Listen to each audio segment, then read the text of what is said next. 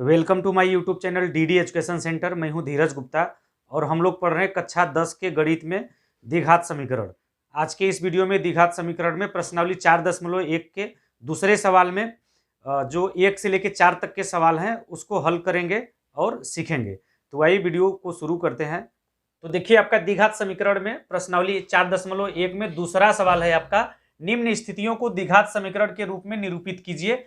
और इसमें देखिए आपको पहला सवाल है, एक आयताकार भूखंड का क्षेत्रफल 528 मीटर स्क्वायर है, क्षेत्र की लंबाई चौड़ाई के दुगने से एक अधिक है, हमें भूखंड की लंबाई और चौड़ाई ज्ञात करनी है। तो देखिए ये जो सवाल है इसमें एग्जैक्ट लंबाई और चौड़ाई हमें नहीं ज्ञात करना है।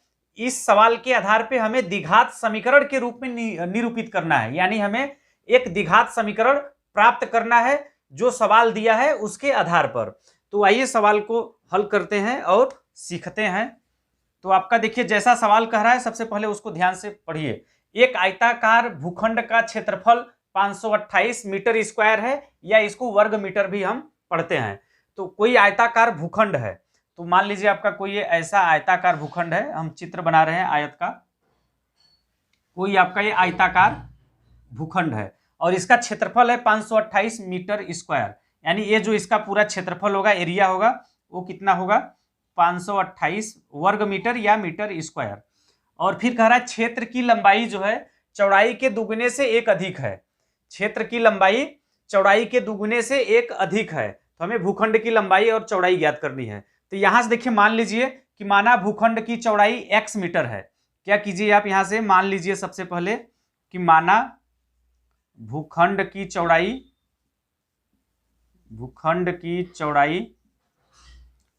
चौड़ाई बराबर x मीटर आपको मान लेना है। कितना? माना भूखंड की चौड़ाई बराबर x मीटर, आपको यह मान लेना है।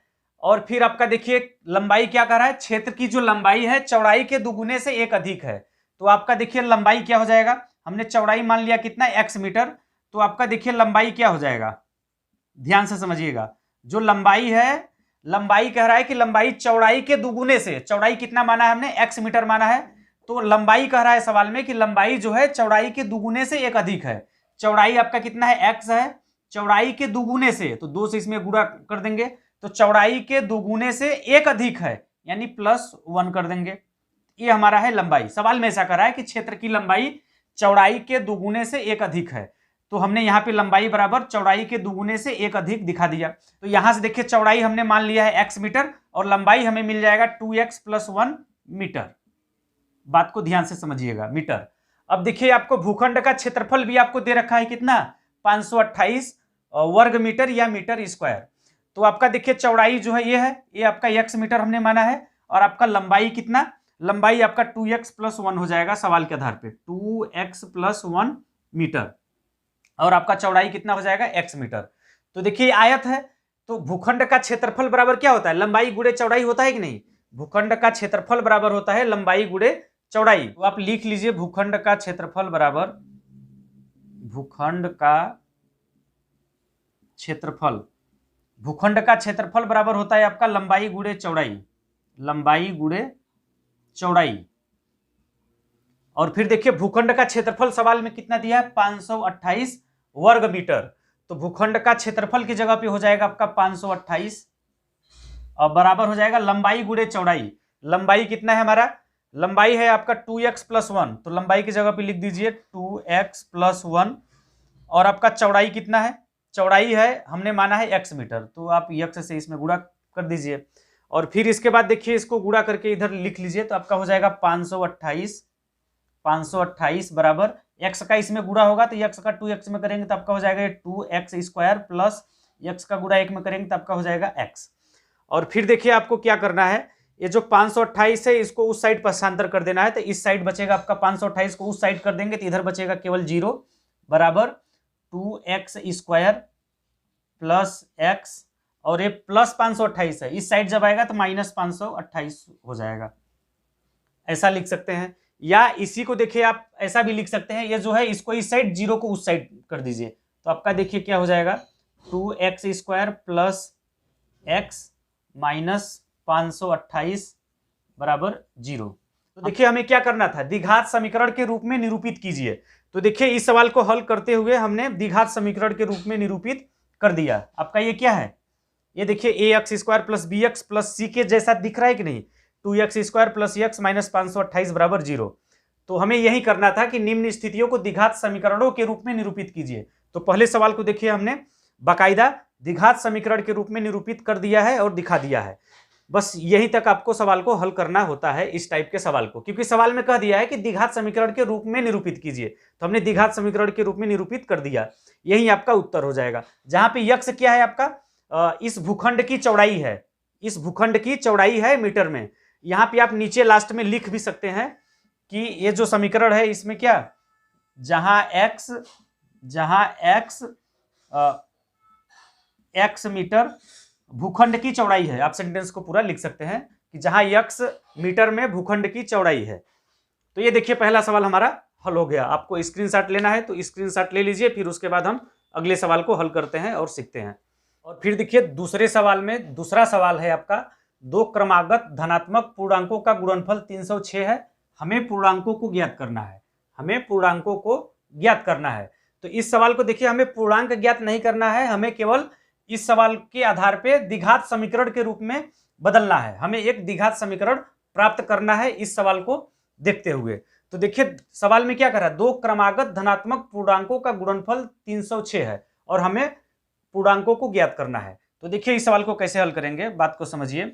आपको सबसे पहले मान लेना है कि दो क्रमागत धनात्मक पूर्णांक क्या है।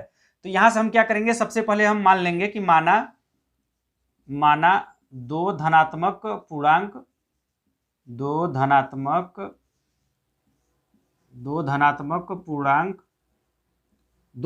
पूर्णांक x और x प्लस 1 है, सबसे पहले आपको क्या करना है, दो धनात्मक पूर्णांक मान लेना है कि x और x प्लस 1 है। पहला धनात्मक पूर्णांक x और दूसरा धनात्मक पूर्णांक आपका क्या हो जाएगा, x प्लस 1।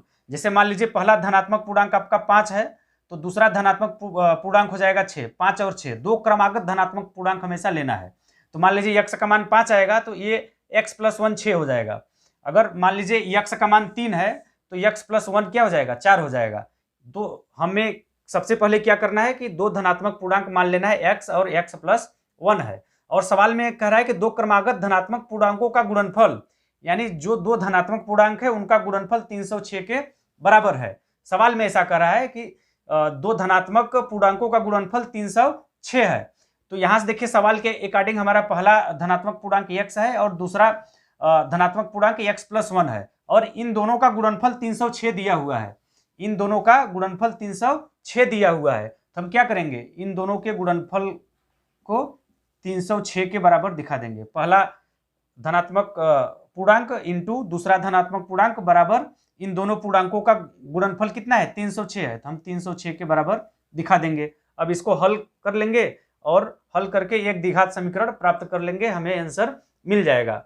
क्या हमें पूर्णांकों को ज्ञात करना है, हमें पूर्णांकों को ज्ञात करना है। इसका मतलब है कि x और x प्लस 1 का मान हमें निकालना है, लेकिन हमें सवाल में क्या करना है, द्विघात समीकरण के रूप में निरूपित करना है। तो देखिए क्या हो जाएगा, x का इसमें गुणा कर लीजिए तो x का गुणा होगा x स्क्वायर हो जाएगा, x का गुणा 1 में करेंगे तब का प्लस x हो जाएगा। और इधर 306 है, जब इस साइड पक्षांतर करेंगे तो माइनस 306 बराबर इधर 0 हो जाएगा। यही देखिए आपका द्विघात समीकरण होगा। हमें क्या करना था, द्विघात समीकरण के रूप में निरूपित करना था। तो यही आपका उत्तर हो जाएगा। जहां पे जो x है आपका, x आपका लघु पूर्णांक बोल सकते हैं, लघु पूर्णांक यानी छोटा पूर्णांक आपका x रहेगा। जहां x क्या है आपका छोटा पूर्णांक है या लघु पूर्णांक है, ऐसा आप बोल सकते हैं। तो ये देखिए यह भी सवाल हल हो गया। अगर इसको क्या, हमें पूर्णांकों को ज्ञात करना है, x और x प्लस 1 का मान निकालना होगा। तो यहाँ पर देखिए मैं आपको बताना चाहूंगा, ये जो द्विघात समीकरण है इसको हल कर लीजिए और हल करके x का मान आप निकाल सकते हैं। तो जो x का मान आएगा वही आपका आंसर हो जाएगा। तो वहां से आप x और x प्लस 1 को भी निकाल सकता है। लेकिन इस सवाल में हमें क्या करना है, हमें हल नहीं करना है पूरा, केवल हमें द्विघात समीकरण के रूप में निरूपित करना है।